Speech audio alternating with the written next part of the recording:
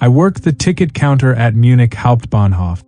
Last Tuesday, an American walked up to me while I was helping someone else and said, "Excuse me, I'm in a hurry." I told him there was a line. He looked around at the 15 people waiting and said, "Where?" They were standing in what we call an invisible queue. Everyone knows their place. He said, "In America, we make actual lines so people don't get confused." He then positioned himself directly in front of my window. A German woman cleared her throat. "Entschuldigung, ich war zuerst dran." He smiled at her. Sorry, first come first served. She'd been there 10 minutes before him. An American couple came into our Stuttgart bakery last month and asked who was last in line. Nobody answered because we don't form physical lines. They stood in the middle of the shop, rotating slowly like confused meerkats. When an older German man stepped forward to order, the American husband blocked him. "Whoa, buddy. We were here first." The man replied in English, "I arrived before you." The American said, "Yeah, but you weren't in line." He made air quotes with his fingers. His wife pulled out her phone and started filming. This is literally theft of services. She said she was documenting it for their travel blog. They stood there blocking the counter for 5 minutes until the baker just started serving around them.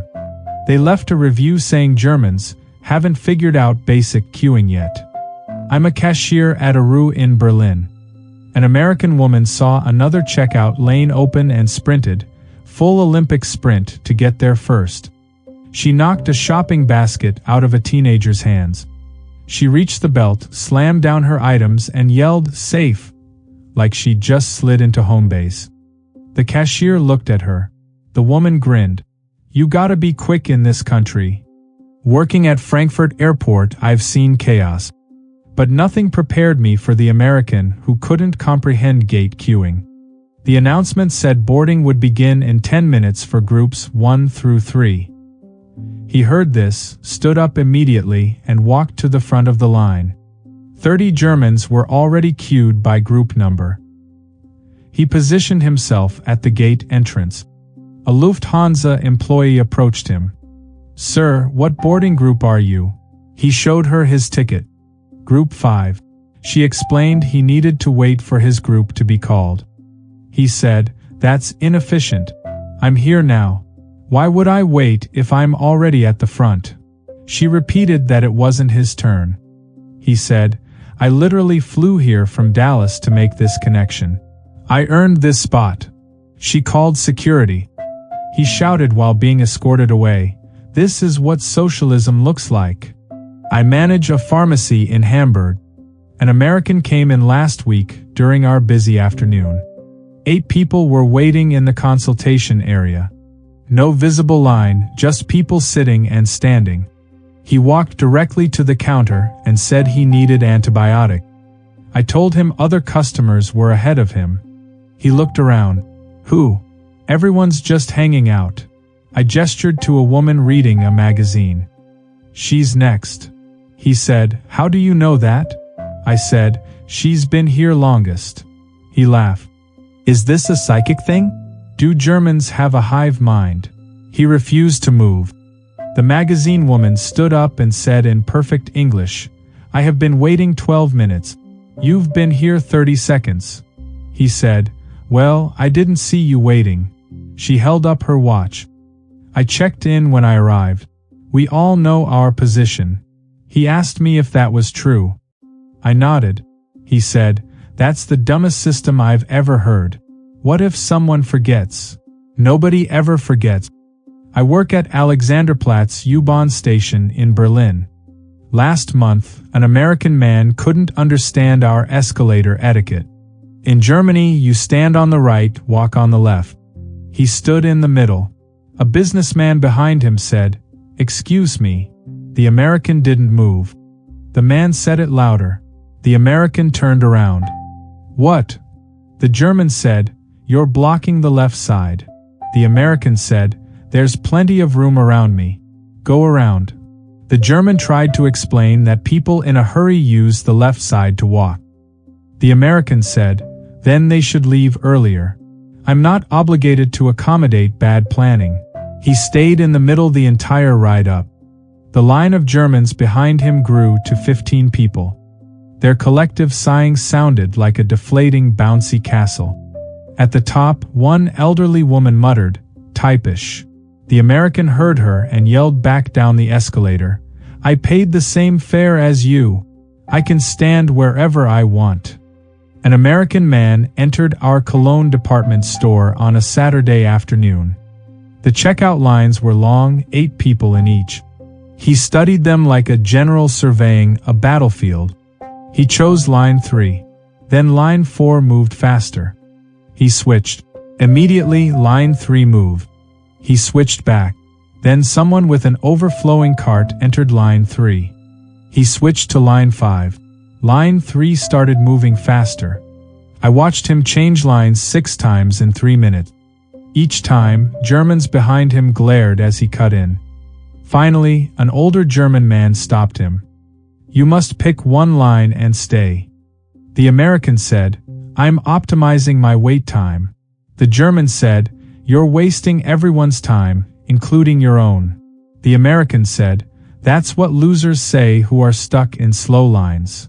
He switched lines 2 more times. Every line he left immediately moved faster. He ended up being the last person served despite arriving 5th. As he left, the German man who'd confronted him was already in his car. The American saw him and waved. The German didn't wave back. I work at a busy Christmas market in Nuremberg. An American woman was waiting for Glühwein. Germans were standing close together, normal for us. She suddenly whipped around and shouted, "Can everyone back up?" The crowd didn't move. She said, "This is a fire hazard. In America, we have regulations." A German man behind her said, "This is normal spacing." She measured the distance between them with her hands. "You're 6 inches away from me. That's assault where I'm from." He took one small step back. She said, "Better." 5 seconds later, another customer stepped into the space. She spun around. "Nope, no. This is my bubble." She stretched her arms out in a circle. "This entire area is my personal space zone." The vendor told her the line wasn't moving because she was blocking everyone. She said, "They're blocking me." She bought her Glühwein and stood 15 feet away from everyone else, muttering about European personal space violations. I work at a train station kiosk in Munich. An American reached over a German customer's shoulder to grab a newspaper while I was mid-transaction with her. She didn't even acknowledge the woman standing there. Just arm fully extended past her face, grabbed the paper, and walked to my register. The German woman finished her transaction and left. The American walked up and put money down for the paper. I told her she'd cut in front of someone. She said, "I just grabbed a paper. It took 2 seconds." I explained she should have waited. She said, "For what? To grab something off a shelf? That's insane." She left. The next day, she came back and did the exact same thing. When I called her out, she said, "Why do you remember me?" "Because you put your arm in another woman's face," I wanted to say. I didn't. She paid and left. The German customers who witnessed it all shook their heads in synchronized disappointment. I'm a barista at a cafe in Leipzig. An American man came in during morning rush. 12 people were queued in a neat line. He walked past all of them and leaned on my counter. "Can I get a coffee to go?" I pointed at the line. He said, "I'm not ordering food. Just coffee." I told him everyone was ordering coffee. He said, "But I'm in a hurry." I said everyone was in a hurry. He raised his voice. "I have a train to catch." A woman in the line said, "So do I." He turned to her. "When?" She said, 14 minutes. He said, "Mine's in 12. So technically I should go first."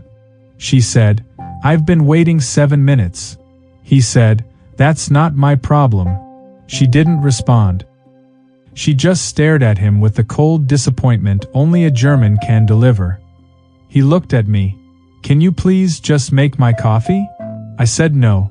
He stormed out. Came back 2 minutes later because there was nowhere else nearby. Waited in line. Got his coffee. Missed his train anyway because he'd spent 10 minutes arguing. I manage a parking garage in Dusseldorf. An American couldn't understand the ticket system. When the exit gate arm didn't lift immediately, he laid on his horn. I explained over the speaker that it takes 3 seconds to process payment. He yelled, "In America, these things are instant." I told him he needed to wait for the arm. He said, "I already paid. This is theft." The car behind him was a German man in a Mercedes.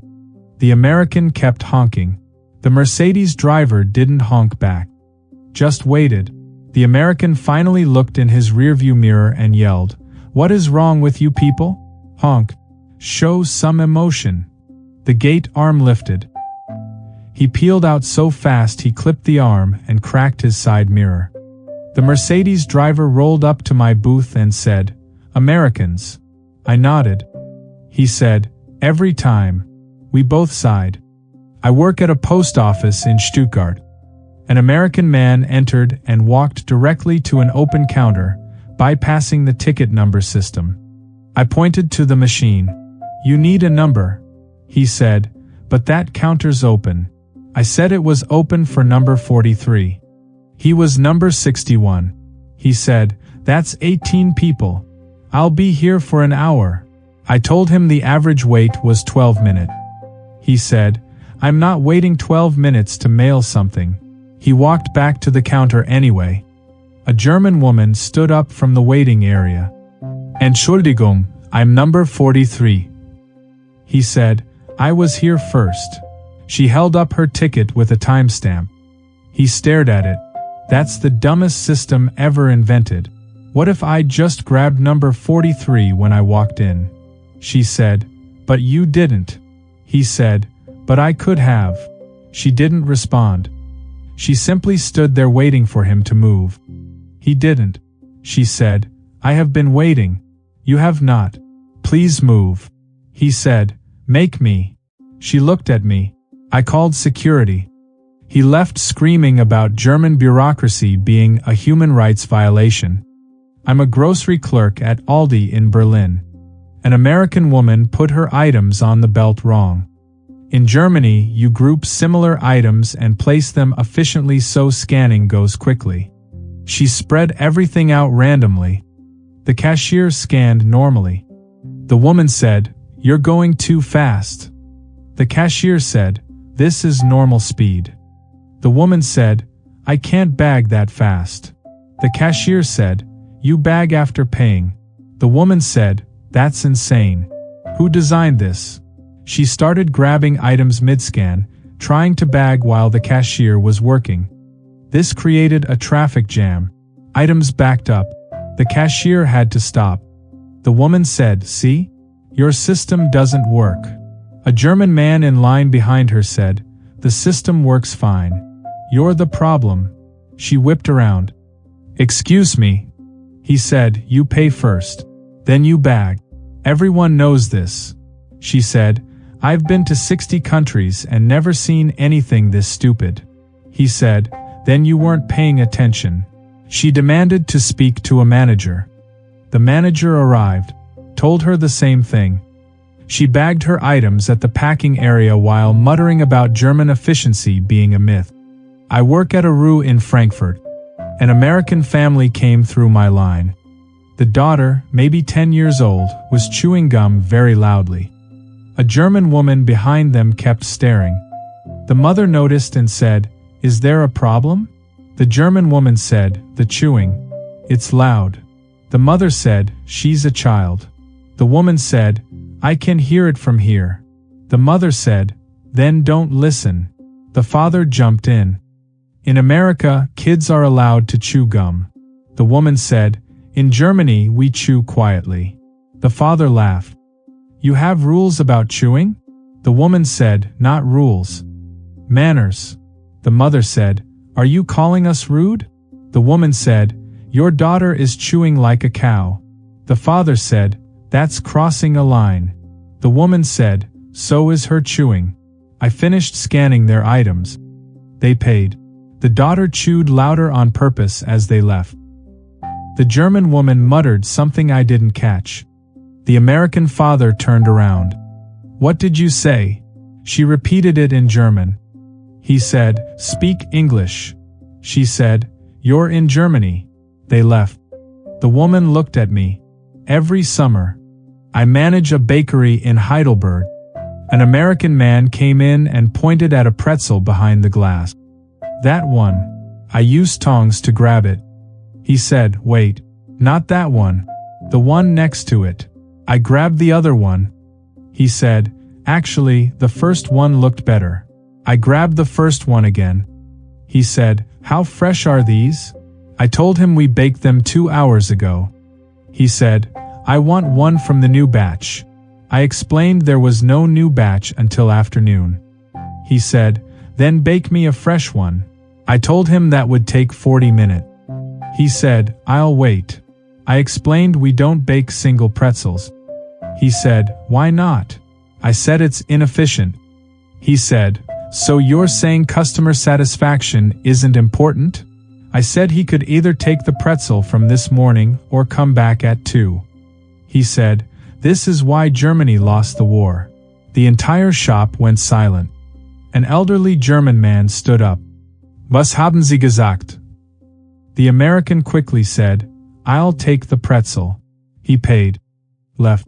The elderly man shook his head. "Unglaublich." I work at an Aldi in Bonn. An American family arrived and stared at the shopping carts. They were all locked together with a chain system. The father examined them. "How do you get one?" I explained you need a €1 coin. He said, "You have to pay to shop here?" I said no, it's a deposit. You get it back when you return the cart. He said, "That's a scam. What if I don't have a euro?" I told him he could ask the service desk for a token. He said, "So I have to beg for a shopping cart?"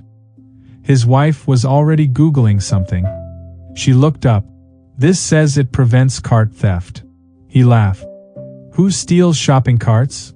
I didn't answer. He found a €1 coin and shoved it in the slot. Nothing happened. He tried again. Still nothing. "This thing's broken."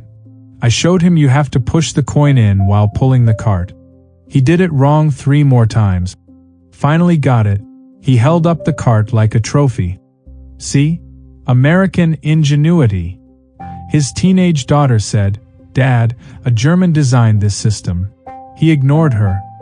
When they finished shopping an hour later, he loaded the car and left the cart in the parking space next to them. I watched from the window. He got in his car. His wife said something. He got back out, walked the cart halfway to the return area, left it there, got back in the car. His wife said something else. He got out again, took the cart all the way back, fought with the chain mechanism for 2 minutes. Couldn't figure out how to get his euro back. Gave up, drove away, left a 1-star review saying we stole his euro. I manage a rue in Munich. An American woman came in with 12 empty water bottles. She walked up to my register and set them on the belt. I told her she needed to use the pfandautomat. She said, "The what?" I pointed to the bottle return machine. She said, "Why can't you just take them here?" I explained the machine scans them and gives her a receipt. She said, "That's so complicated. In America, we just recycle." I said this is recycling. She said, "No, recycling is when you put it in a bin and the city takes it." I explained that in Germany, you pay a deposit on bottles and get it back when you return them. She stared at me. "Wait, I paid for these bottles." I said yes, 25 cents each. She looked at her 12 bottles. Did the math. "That's €3. I nodded. She grabbed her bottles and marched to the pfandautomat. Came back 5 minutes later. It only gave me $2.50. I asked to see her receipt. She'd tried to return 2 wine bottles. "Those don't have deposits," she said. "How was I supposed to know that?" I said, "It's marked on the label." She said, "I don't read German." She wanted me to give her money for the wine bottles. I said I couldn't. She said, "But I bought them here." I explained only certain bottles have pfand. She said, "This is a scam designed to confuse tourists." She left the wine bottles on my counter and walked out. I'm a cashier at Kaufland in Hamburg. An American man brought a shopping cart up to the parking lot return area. He shoved his cart into the line of carts. The coin didn't pop out. He shoved harder. Still nothing. He looked around, saw me collecting carts nearby. "This is broken." I showed him he needed to insert the key from his cart into the hole on the cart in front. He said, "There's a key." I pointed to the metal piece on a chain. He said, "That's not a key." I demonstrated. Inserted it. His coin popped out. He grabbed it. "Why don't they just tell you that?" I said, "There are pictures on the cart." He looked. There were indeed instructional diagrams. He said, "I don't look at pictures. I'm a words person." He walked away muttering about German over-engineering. I work at Lidl in Berlin. An American couple couldn't understand why the cashier wasn't slowing down. She scanned their items at lightning speed. They couldn't bag fast enough. Items piled up at the end of the belt. The husband tried to bag while she was still scanning. The wife tried to pay while he was bagging. The cashier had to stop. She told them to move to the packing area after paying. The husband said, "What packing area?" She pointed to the shelf behind them.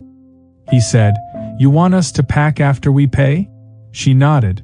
He said, "What if someone steals our groceries while we're packing?" She said, "No one will steal them." He said, "How do you know?" She said, "Because this is Germany." He looked around like he was on a hidden camera show. They paid. Moved to the packing area. Took 8 minutes to bag everything. A German man waited patiently behind them for the shelf space. Didn't complain once. The American husband noticed him. "Sorry, we're new at this." The German man said, "I can tell." Not mean. Just honest. The husband said, "In America, they bag for you." The German man said, "Yes, and they also let people die because they can't afford healthcare." The wife quickly grabbed their bags and pulled her husband toward the exit. I work airport customs at Frankfurt. An American was selected for additional screening. Standard procedure. He asked why. I told him it was random. He said, "That's what they all say." I asked him to step aside for a bag check. He said, "This is because I'm American, isn't it?" I told him no. He said, "You people still haven't gotten over the Marshall Plan." I inspected his bag. Everything was fine. Waved him through. He said, "That's IT? You wasted 10 minutes of my life for nothing." I explained its security protocol. He said, "In America, we only check suspicious people." I said, "You were selected randomly." He said, "That's less efficient than profiling." A German woman behind him in line said, "Mein Gott." He turned to her. "You got something to say?" She said, "Yes." "Move." He said, "Make me." She looked at the security officer. The officer gestured for him to move along. He grabbed his bag and walked toward his gate, shouting back, "You people need to learn about freedom." The German woman stepped forward for her screening. Took 30 seconds. No complaints. She looked at me and said, "Is it always like this?" I said, "Only during tourist season." She said, "I'm sorry." I appreciated that. Working in Germany, I've learned something important about cultural differences.